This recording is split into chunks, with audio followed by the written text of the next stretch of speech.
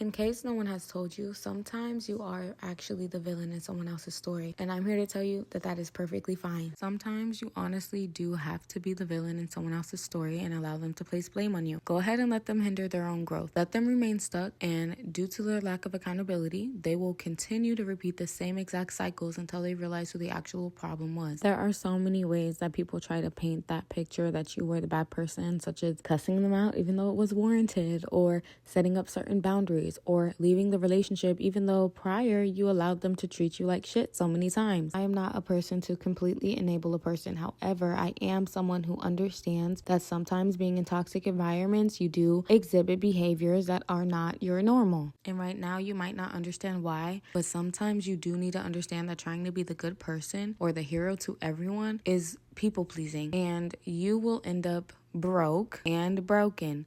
So sometimes you need to go ahead and allow them to place that blame on you. The only reason why you don't want to be the bad person or the villain is because your ego is trying to protect you, is trying to protect this version of yourself that you have in your own mind. And hearing someone else have a different opinion of you, it affects your ego. And honestly, you want to protect yourself from that. But to be honest, part of your healing is to detach from your ego sometimes so that you can grow and you can become a better person. The reason why the person is not taking accountability is because they have a version of themselves that they don't want to accept, which is why they, placing the role of the villain on you, are gonna go ahead and hinder themselves from growing. I don't want you to be in that same cycle as well. So sometimes you do have to be the quote unquote bad person. Sometimes you do have to be that bitch.